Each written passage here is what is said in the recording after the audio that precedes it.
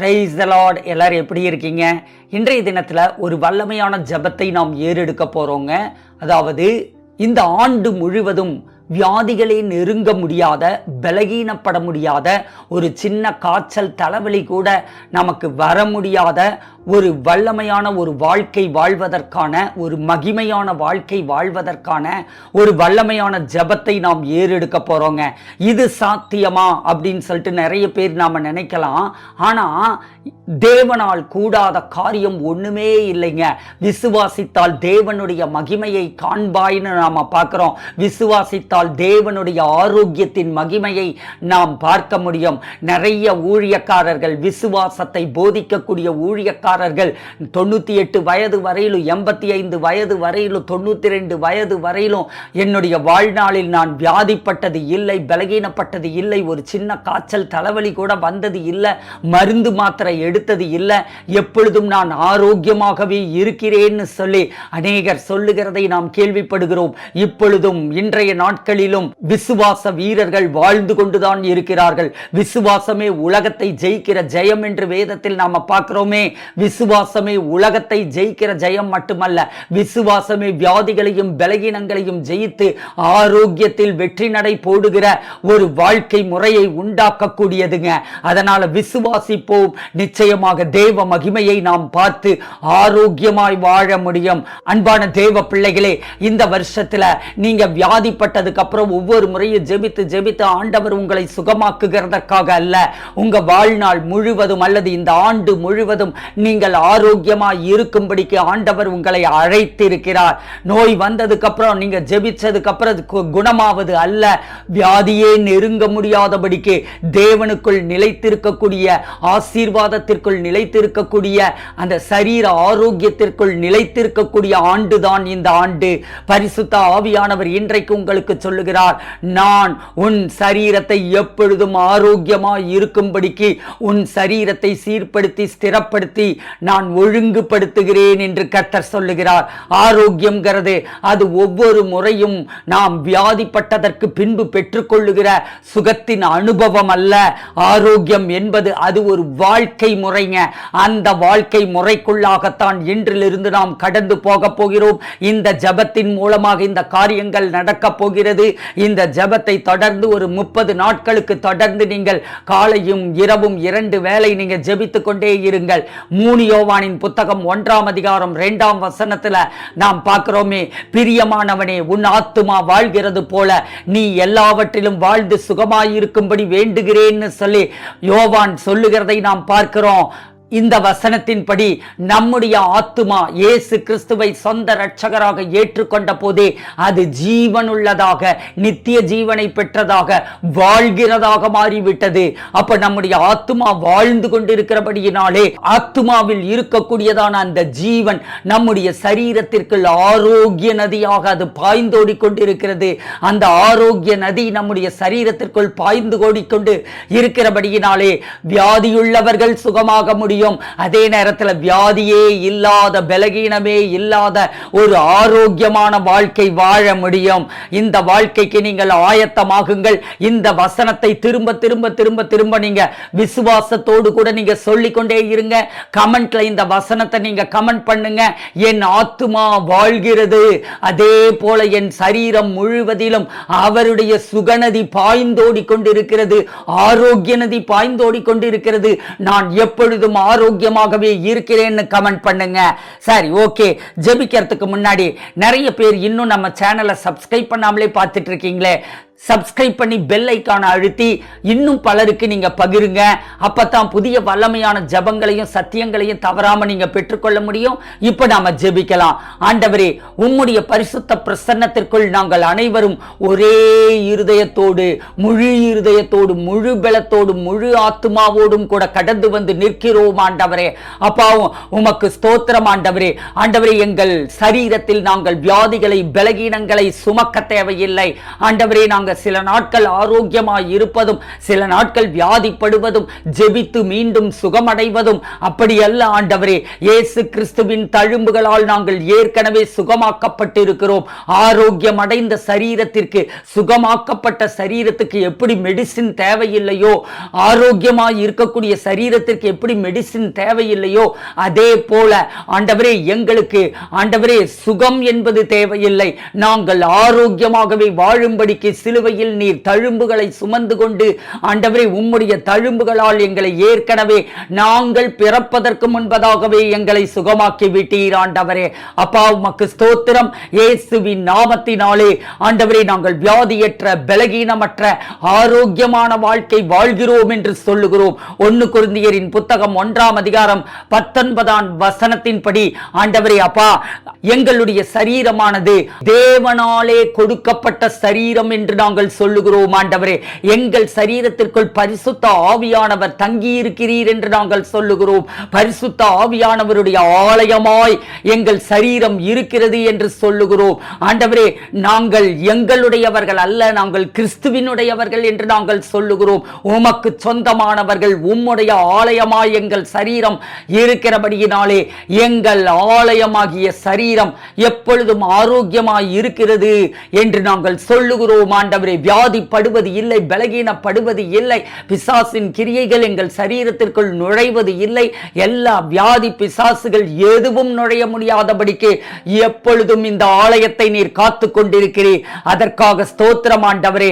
அப்பா உமக்கு ஸ்தோத்திரம். இயேசுவின் நாமத்தினாலே உச்சந்தலையில் இருந்து உள்ளங்கால் வரையிலும் எங்கள் சரீரத்தில் கர்த்தருடைய சிருஷ்டிப்பின் ஒழுங்கு திரும்புகிறது என்று சொல்லுகிறோம். சிந்தை சித்தம் உணர்வுகளில் அமைதி திரும்புகிறது, சமாதானம் திரும்புகிறது என்று சொல்லுகிறோம். உள்ளுறுப்புகளிலும் உள்ளே சுரக்கக்கூடிய சுரப்பிகளிலும் எல்லாவற்றிலும் சமநிலை காணப்படுகிறது என்று சொல்லுகிறோம். இயேசுவின் நாமத்தினாலே எதிர்ப்பாற்றல் வல்லமையுள்ளதாக, எல்லா நோய் எதிர்ப்பு சக்தியும் வல்லமையுள்ளதாக காணப்படுகிறது என்று நாங்கள் சொல்லுகிறோம். இயேசுவின் நாமத்தினாலே நாள்தோறும் எங்களுடைய சரீரத்தின் உச்சந்தலை முதற்கொண்டு உள்ளங்கால் வரையிலும் எல்லா உள்ளுறுப்புகளும் எல்லா வெளியுறுப்புகளும் அது புதுப்பிக்கப்பட்டு கொண்டே இருக்கிறது.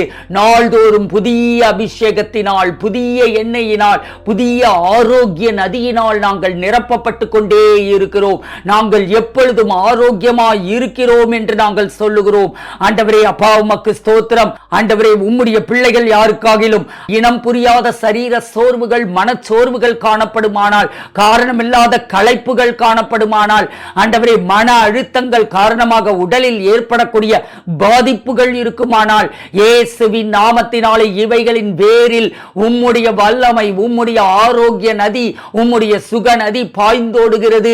இப்பொழுது இவர்கள் ஆரோக்கியப்படுகிறார்கள் என்று நாங்கள் சொல்லுகிறோம்.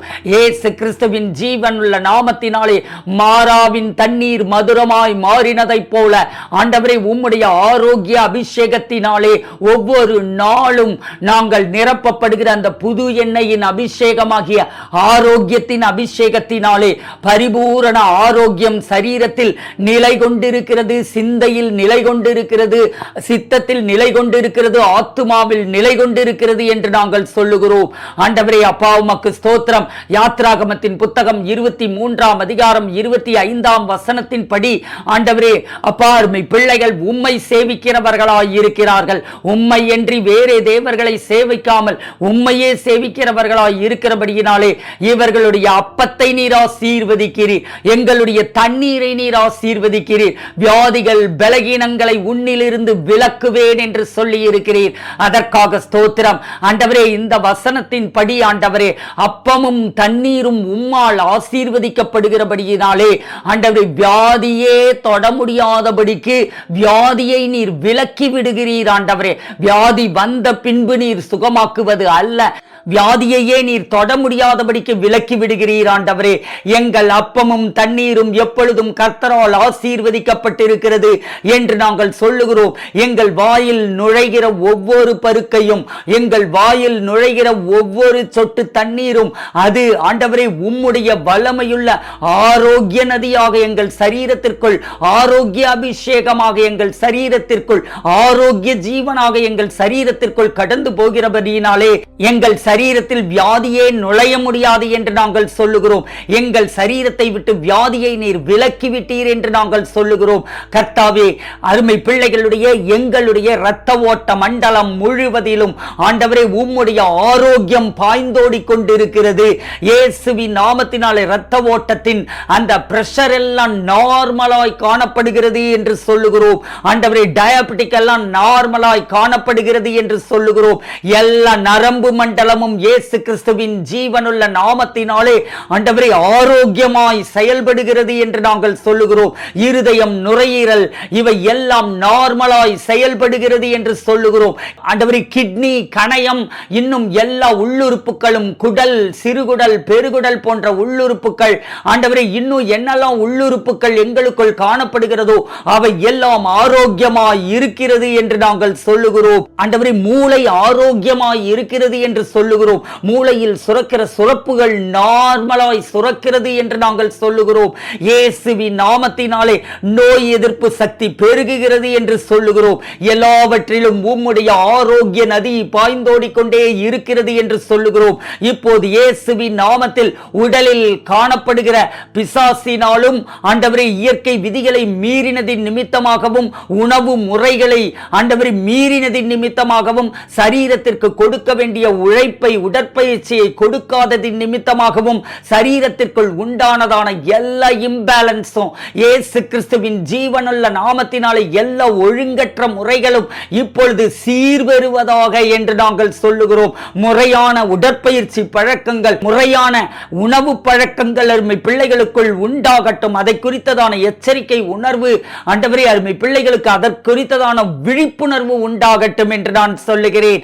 இயேசுவின் நாமத்தினாலே போஜன பிரியனாய் இருந்தால் தொண்டையில் கத்தியை வைக்கும்படியாக சொல்லி இருக்கிறேன். இயேசுவின் நாமத்தினாலே ஆண்டவரே நாங்கள் பார்ப்பதையெல்லாம் உண்கிறவர்களாக அல்ல, ஆண்டவரே நாங்கள் ருசிக்கு அல்ல பசிக்கு உண்கிறவர்களாக, தேவையான அளவுக்கு உண்கிறவர்களாக, உணவையே மருந்தாக அருமருந்தாக உண்கிறவர்களாக, ஆரோக்கிய மருந்தாக உண்கிறவர்களாக, மன்னாவாக உண்கிறவர்களாக காணப்பட கர்த்தர் கிருபை பாராட்டும். ஒவ்வொரு பிள்ளைகளுக்குள்ளாகவும் ஒரு ஒழுங்கம் கிரமமும் உண்டாகட்டும் என்று சொல்லி நாங்கள் ஜெபிக்கிறோம். சங்கீதத்தின் புத்தகம் 91:10 படி ஆண்டவரே பொல்லாப்பு அருமை பிள்ளைகளுக்கு எங்களுக்கு நேரிடாது என்று நாங்கள் சொல்லுகிறோம். வாதை எங்கள் கூடாரத்தை அணுகுவது இல்லை என்று சொல்லுகிறோம். வாதையை கொண்டு வர முயற்சிக்கிற எல்லா சத்துருவின் கிரியைகளையும் நாங்கள் கடிந்து கட்டி அப்புறப்படுத்துகிறோம். கர்த்தாவே, இந்த ஆண்டில் சுகம் என்பது ஆண்டவரே ஆரோக்கியம் என்பது நிரந்தரமானதாக காணப்படுகிறது என்று நாங்கள் சொல்லுகிறோம்.